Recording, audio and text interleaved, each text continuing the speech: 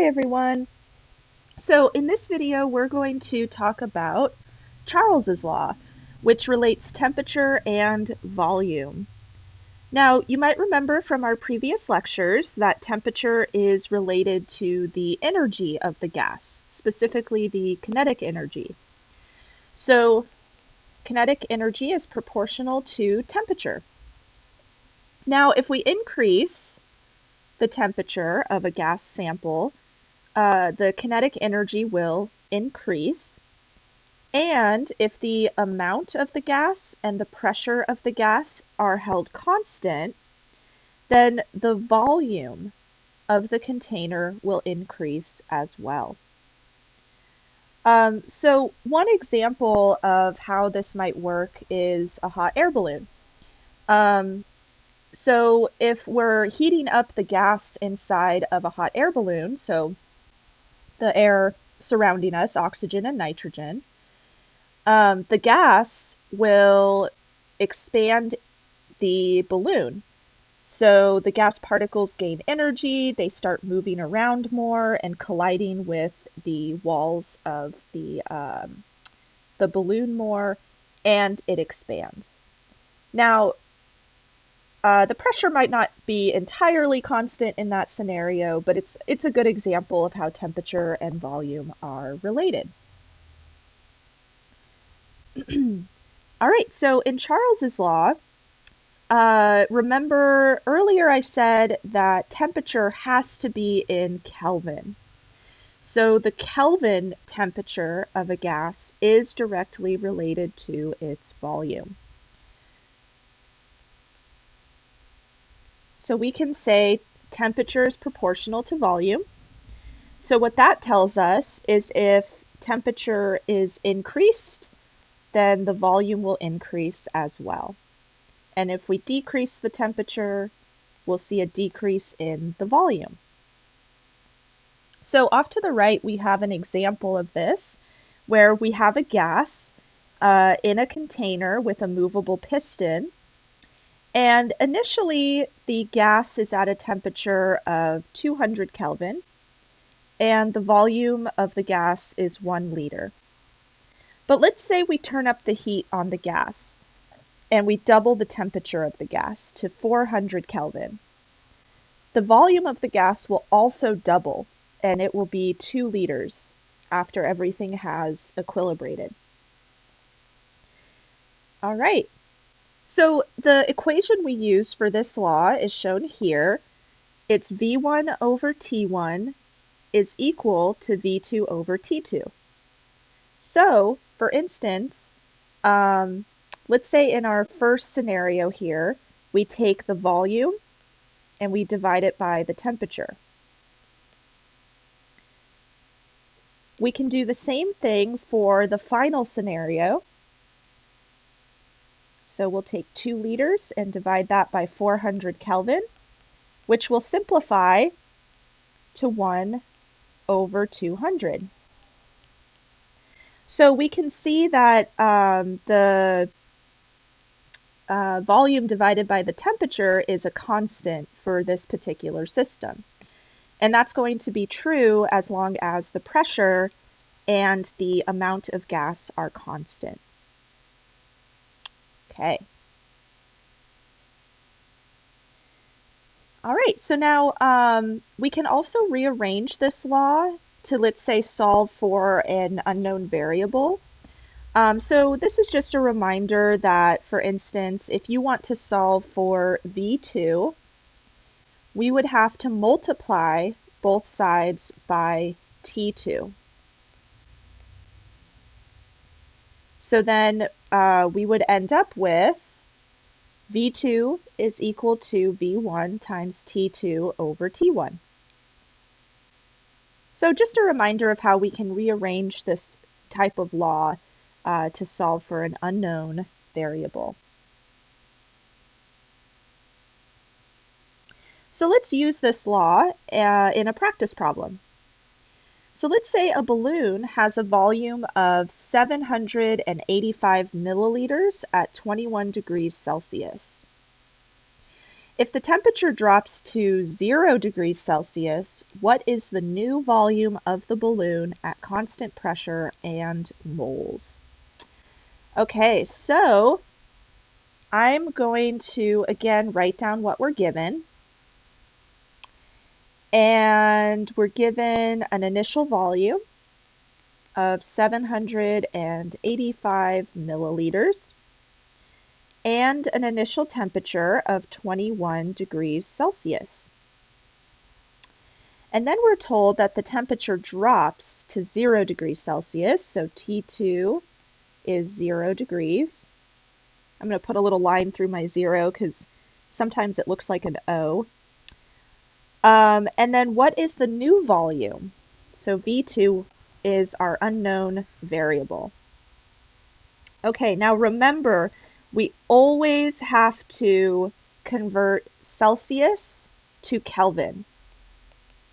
So always use Kelvin in gas laws.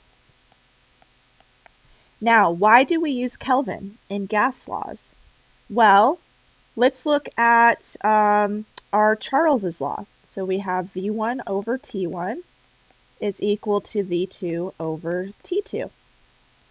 Now, Celsius, or the Celsius values we're given here are both positive, but Celsius, the Celsius scale does have negative values.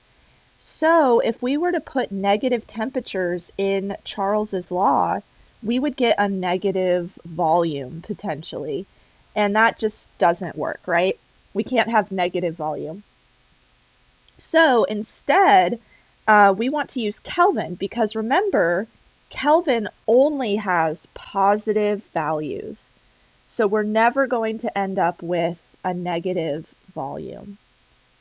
So I'll write here, Kelvin is always positive. Okay. All right, so let's convert our temperatures to Kelvin.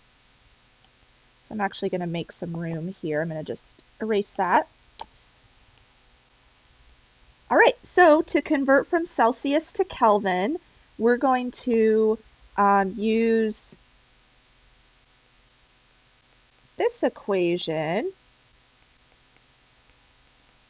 where Kelvin is equal to your temperature in Celsius plus 273. So we're going to add 273 to both of our temperature values, and that's going to give us our temperature in Kelvin.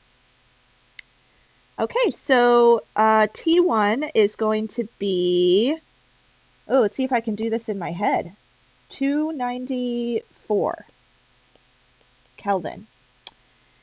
And then T2 is going to be, that's easy, 273 plus 0 is 273. Okay, so now we can just plug that into Charles's law.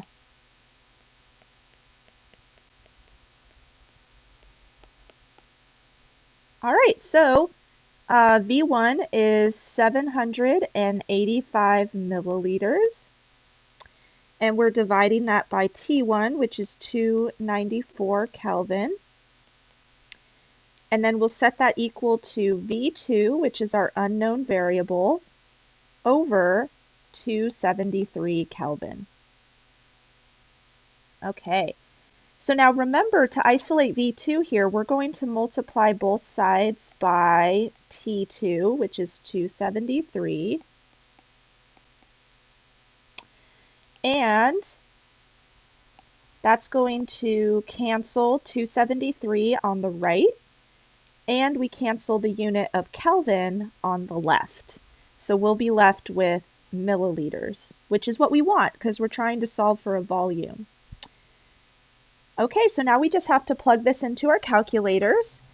So let's see, 273 times 785 divided by 294. Okay, so I get a pretty big number here. Let's see, I've got that V2 is equal to 729. So I'm limiting myself to 3 sig figs here because everything has 3 sig figs in my problem. And our final unit is milliliters. So let's just double check. Does that make sense? So we started with 785 milliliters. And now we have a lower value of 729 milliliters. But the temperature also decreased from 21 degrees Celsius to 0 degrees Celsius. And remember, volume and temperature are directly proportional to each other. So as the temperature decreases, the volume will also decrease. So this value does make sense. Awesome. Okay, and here are the solution slides. So let's do another problem. A sample of oxygen gas has a volume of 420 milliliters at a temperature of 18 degrees Celsius. At what temperature in degrees Celsius will the volume of the oxygen be 640 milliliters? And then pressure and the amount of the gas are constant. Okay, so in this problem, we have an initial volume and an initial temperature, but remember we have to convert that to Kelvin first. And then the volume changes to 640 milliliters, and we're trying to determine what the temperature will be at that particular volume. But we're trying to determine the temperature in Celsius. So after we've solved the problem, we have to then do another conversion back to Celsius. So if you do want to try this problem on your own first, you can. Again, we're using Charles's law. And then you have some multiple choice options down below, so you can check your answer. And then when you unpause the video, we'll go over it together.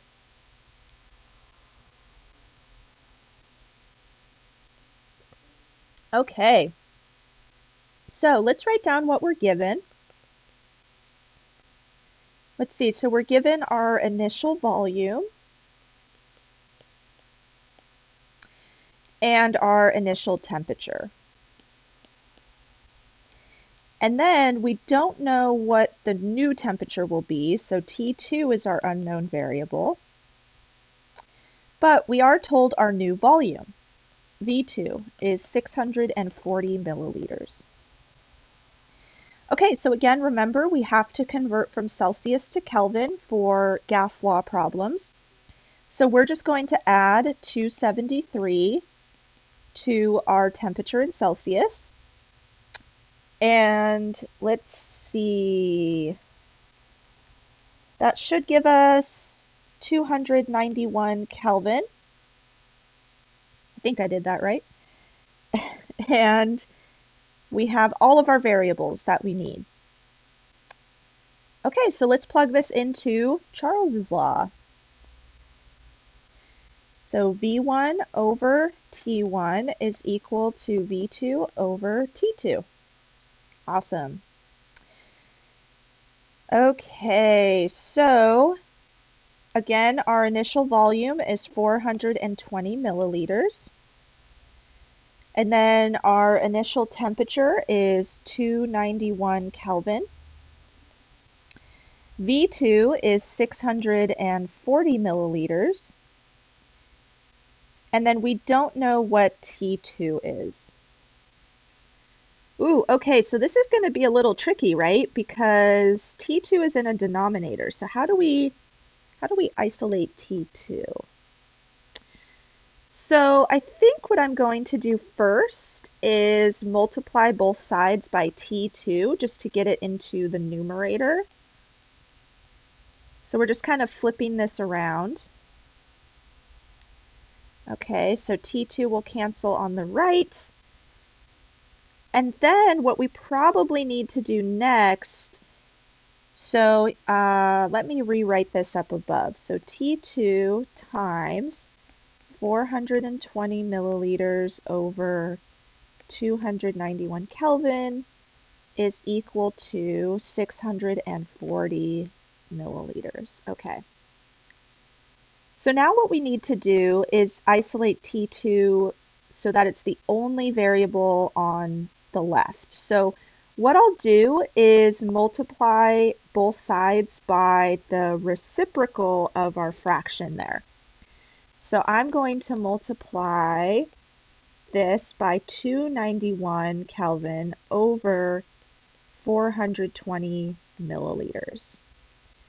And I'll do the same thing on the right.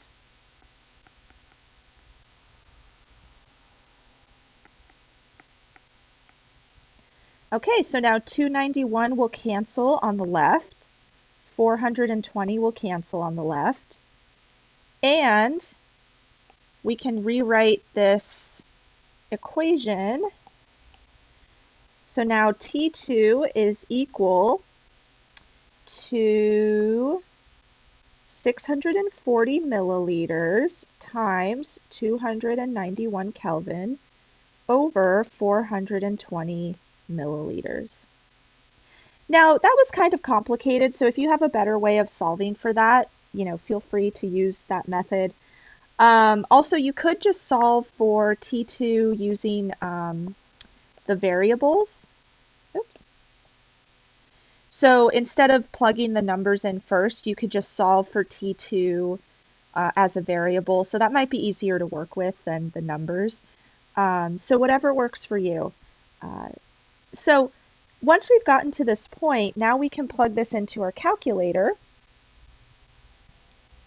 So 640 times 291 divided by 420.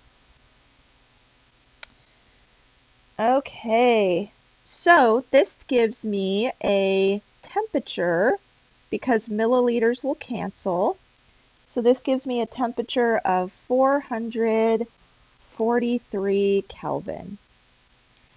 And I limited myself to 3 sig figs because all of our values here have, oh, actually our values have 2 sig figs. Ooh, I was wrong. But that's okay, actually. We're going to leave it as it is because we're going to convert this back to Celsius. So we'll leave it for now, and then we'll go back to 2 sig figs for our Celsius temperature.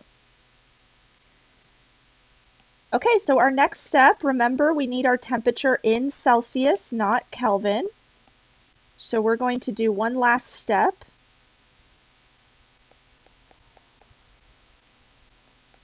Now, in this case, we're going to subtract 273. So a temperature in Celsius is equal to your temperature in Kelvin minus 273. Okay, so let's see what that gives us. Okay, I get